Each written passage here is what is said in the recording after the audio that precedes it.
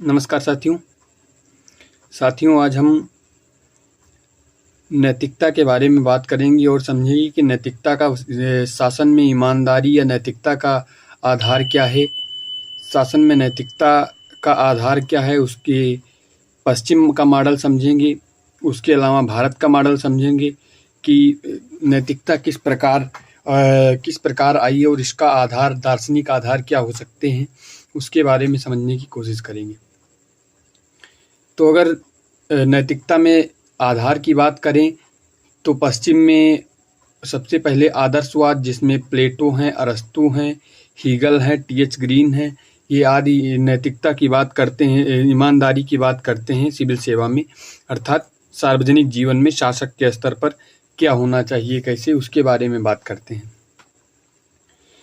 और इसके अलावा उदारवाद की धारणा हुई, समाजवाद की धारणा हुई और उपयोगितावाद की धारणा हुई आदि नैतिकता का आधार बताते हैं कि शासन में ईमानदारी और नैतिकता कैसे होनी चाहिए और उसका आधार क्या होना चाहिए।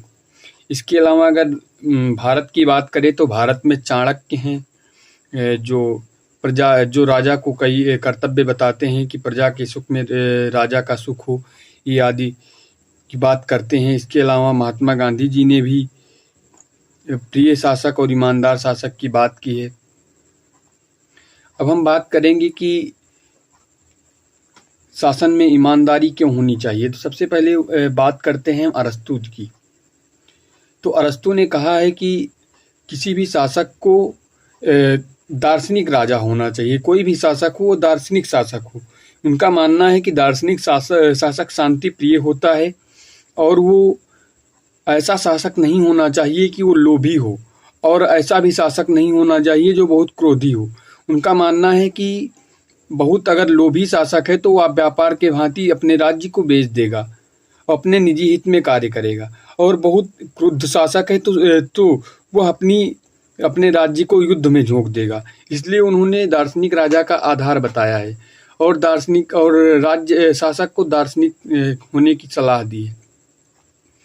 इसके अलावा प्लेटो ने भी इसी प्रकार की बात की है और उसके आगे हीगल ने सार्वभौमिक परार्थवाद की बात की है कि राज्य जो होता है सार्वभौमिक परार्थवाद पर टिकी हुई संस्था है, इसलिए शासक को ईमानदार होना चाहिए। टी.एच. ग्रीन ने भी शासक को ईमानदार होने के लिए प्रतिबद्ध होना चाहिए, ऐसा कहा है। इसके अलावा उपयोगितावाद की तो सीधा सिद्धांत ही है, अधिकतम व्यक्तियों का अधिकतम सुख। इसलिए शासक को ऐसा होना चाहिए, ईमानदार होना चाहिए, ईमानदारी से शासन करना चाहिए ताकि प्रजा को और उस सेवक को, जो अगर लोक सेवक है तो अपने स्तर आने वाले लोगों को अधिकतम सुख प्राप्ति हो, वो निजी हित, भ्रष्टाचार आदि में उसका धन न खर्च हो। इसके अलावा उदारवाद मानती है कि उदारवादियों का मानना है कि व्यक्ति अपनी स्वतंत्रता राज्य को बनाने के लिए करता है, राज्य को बनाने के लिए अपनी स्वतंत्रताएं सीमित करता है, क्योंकि उदारवाद की सबसे बड़ी थ्योरी यही है कि स्वतंत्रता पर ध्यान देते हैं।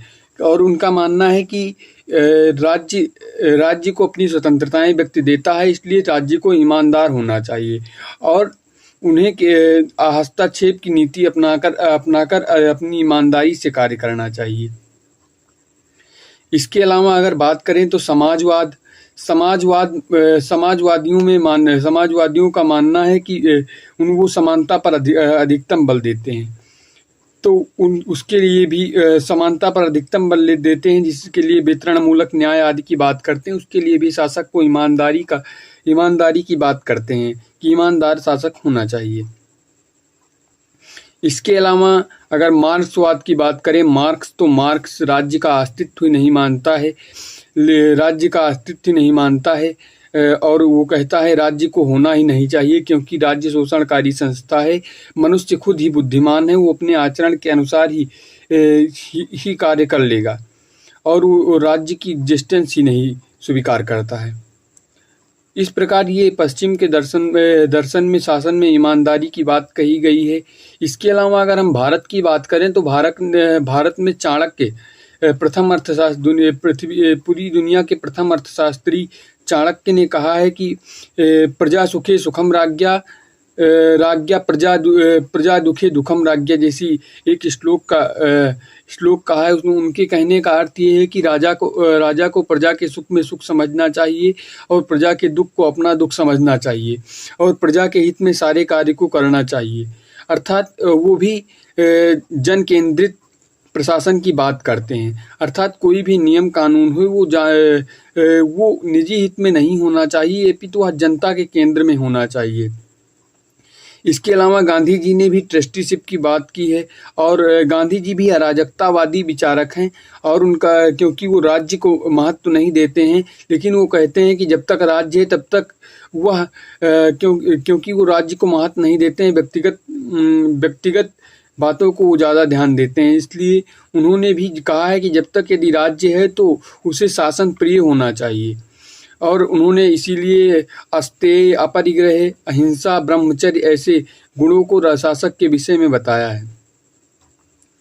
इस प्रकार साथियों, ईमानदारी में शासन के आधार हो गए कि शासन में ईमानदारी के आधार क्या है प्राचीन काल से अब तक के लिए इसका वर्णन हो गया। इस प्रकार आज की वीडियो में बस इतना ही। धन्यवाद।